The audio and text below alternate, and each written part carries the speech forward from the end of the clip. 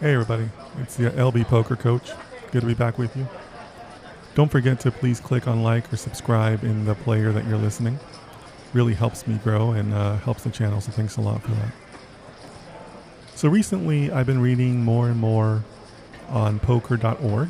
You know, I don't know if I'm late to that party. I really just looked at that website more and more consistently recently. And, they have some really interesting news articles in there. It's certainly nice to have an alternative to poker news. Not that poker news is bad. It's just nice to have other alternative. So I've been spending a lot of time reading there on poker.org. So, hope they continue their success.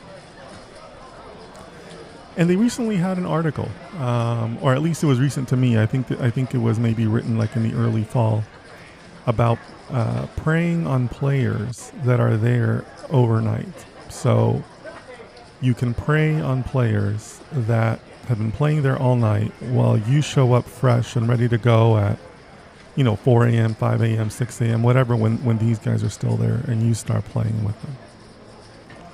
And I just thought that was a really interesting article. The author just kind of relays one experience they had of them doing that.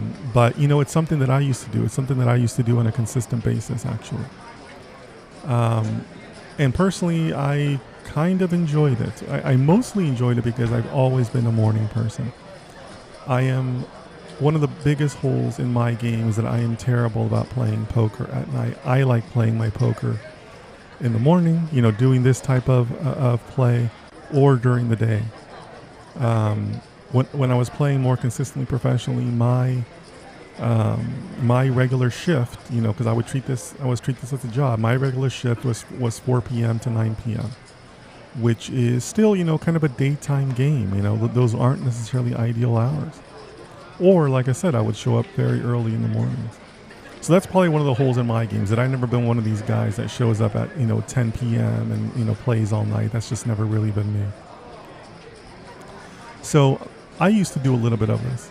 And I used to call it bum hunting because that's what it's called online. Some of the online players call it bum hunting when you could like set up your seeding scripts to find certain players, So I used to call it live bum hunting.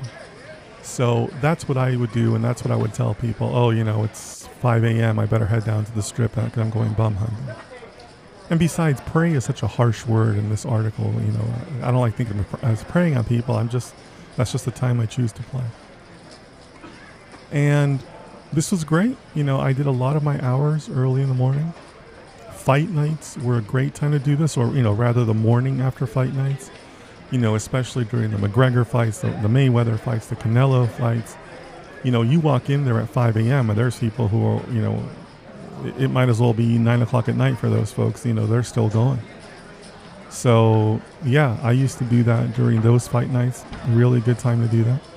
But really, you can do it any night. I mean, especially on the weekends, of course. On the times when people come to Vegas, like, March Madness or, the trade shows that are early in the year, or really most football seasons, football seasons tend to bring players every weekend, no matter what. So, yeah, it's a strategy that can work. And I wanted to also just do an episode on this because a lot of wannabe pros or people that are thinking of going pro have always told me this, like, oh yeah, if I was a pro, that's what I'd be doing. I'd be picking on the drunk guys. I'd be there in the morning, picking on the drunk guys. That's exactly what I would do, and I would just stack them, and just leave and just make my money that way. Lots of people tell me this. It's not like a unique idea. But here's the thing: there's problems with it. There's problems with this strategy, and that's why I wanted to make this episode. You might be thinking to yourself the same thing. Oh, well, I want to go and I'll move to Vegas, and that's what I'll do. I'll play at 5 a.m. Just get up and go play with the people who can't see straight. Okay. The fundamental problem that you're going to run into is that your variance in your bankroll is going to go up like crazy. It's going to just be all over the place. That also means you're going to need a much bigger bankroll to play in those games than you might need if you're just going to say, I'm just going to play at nights. Nighttime games are going to be my bread and butter. In other words, you're just going to kind of play the game straight up. It's going to require a much bigger bankroll because your variance is going to go up. The more hands you are involved with some of these drunk players, yes, it's better for you in the long run. But in the short run, for the variance, it's going to go up. And why is it going to go up? Because guess what? The drunk guys, they get aces too, right? Doesn't take a genius to know how to play aces, pocket tens, suited ace king. They're going to get those hands too, right? Remember in some of the other podcasts I've had about reciprocation, right? The cards are distributed the same for everyone. You're going to get aces, they're going to get aces, right? So really, I also liked doing this, and I wouldn't necessarily not recommend it to you because I think you learn a lot from poker. What you really learn from doing this and from experiencing that variance and playing with those drunk guys is it makes you understand why Hold'em is just so popular and why it's had so much staying power. I mean, think about how many years we are removed from the moneymaker effect. The moneymaker effect was, well over 10 years ago now, right? 15 plus years. And Hold'em is still going strong. Why? Because the edges are super close in Hold'em.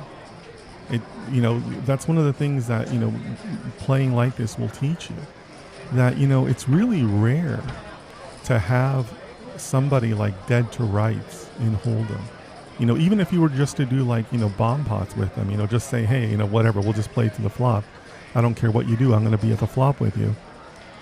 Even then, what's a good flop? I mean, 65-35, you're doing pretty good, right? You're not going to get much higher than that, right? I mean, most of the time you're 60-40, maybe you got them 55-50, but I mean, you're never going to well, not never, but you're very rarely going to just completely flop someone dead, right? So that's what you end up learning about Hold'em, about just how close, or rather how small the edges are. So there's a lot of value in playing like this just so that you can, kind of learn about the game, like the purity of the game and why it's so popular. It's popular because even the drunkest, dumbest guy can still win, right? I mean, let's say that you do run really, really good and you flop somebody 70-30, right? You're 70%, they're 30% equity. Well, guess what? That still means you're going to lose 1 in 3 times, right? This is kind of like the concept of what casino operators or gaming companies, they call it the near miss, right? Casino games are popular and slot machines are popular, not because they take your money or because they have money for the casino. They are popular because of the near miss, right? If a slot just took your money every single time, or a table game took your money every single time, you'd never play, right? So casinos create the near miss. And you see it in all of the side bets and the wacky games, the wacky table games, right? Because you don't walk away saying, oh, I just lost $1,000. You walk away saying, oh man, if that 6 of hearts would have been a 6 of clubs instead, I would have won 5,000. Oh my God, I was so close, right? That's what you walk away thinking, right? That's like the rush that the casino gives you. That's what keeps you coming back, right? So that's what you learn from here. That you're basically feeding that near miss to the bums that you're hunting early in the morning, right? You're letting them say, oh man, if I had just hit my flush, I would have won that. Yeah, so, you might still have the edge on someone, but they're going to make that flush, right? They're going to make that set. They're going to outflop you with their pair versus your pair, right? So that's the danger in playing with these guys, that the variance is going to go up. You want to play as many hands as you can against them, but how do you prevent going broke doing that, right? Because that's the worst scenario, right? For you to run out of money before they do. Or in a lot of cases, you can't buy in back as much as you've lost to them, right? They could be sitting there with your money. Let's say they want a few pots off you. They're sitting there with $1,500. Well, now you're capped at a $500 buy-in, $300 buy-in. What then, right? It's going to be a little bit of a slog to get your money back. So that's where you need to be careful. Where you can go bum hunting, you can play in the morning, but you got to have the bankroll for it, and you got to have the stomach for it. Super hard to do that, right? Another thing you want to keep in mind, and I've talked about this in some of the other podcasts, is that if you are going to play at these hours, 4 a.m., 5 a.m., 6 a.m., things like that, you also got to watch the life leaks, because there's still a lot of stuff available at those hours of the night in Las Vegas. And some of the people that are around are the most desperate to sell because maybe they haven't had a good night. So now they see you as a fresh customer walking in.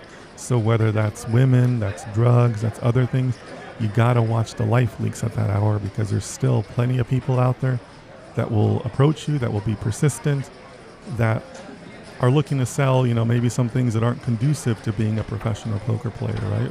Or just a good citizen of Las Vegas.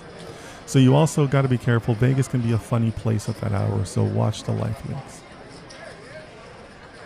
So let me close with this. Is there a way to make this profitable? There is. I haven't had a lot of success with this, but I have heard other commentators talk about this. I can't remember who I've heard talk about this. I'm going to give the credit to Nolan Dalla or somebody like him. One of like the old timer commentators or poker writers that wrote about this, where you can make this a little bit more profitable if you can find someone who wants to flip, because at this hour with these drunk people, you're always going to find somebody who wants to do a flip, and they're going to want to flip with you. If you can talk some of those guys into taking less than even odds on flips, it is possible for you to do that. Like I said, I've never really been successful with this.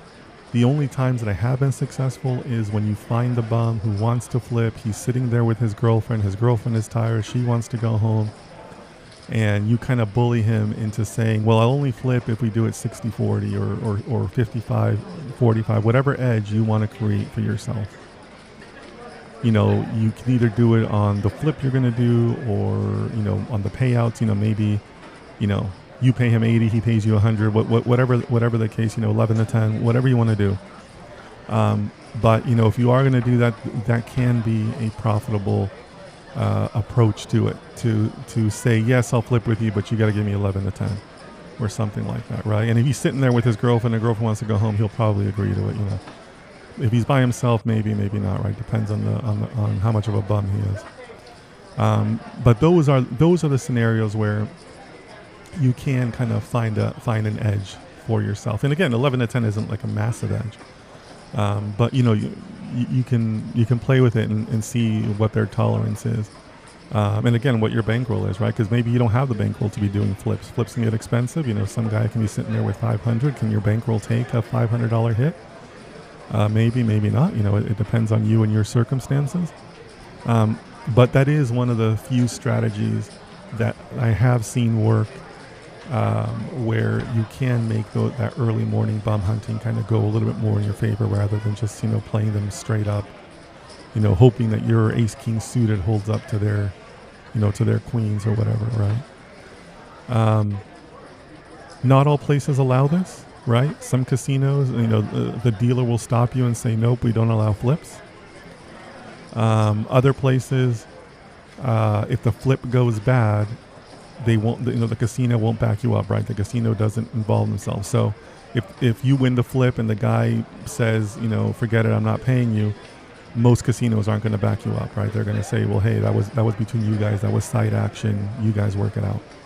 So, be careful with it. Make sure the house allows it. Make sure that you're doing it with somebody who's actually going to pay you. Drunk people tend to have a little bit of a moment of clarity when they lose, and it's time to pay up, right? So be careful with that. But that is one of the few strategies I have seen that can work. Okay, so that was fun talking about that.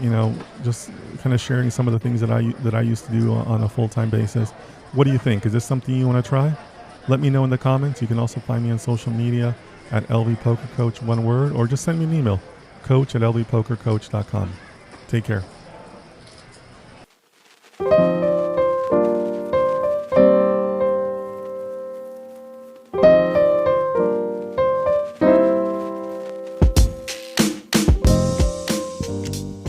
Hey, let's keep the conversation going.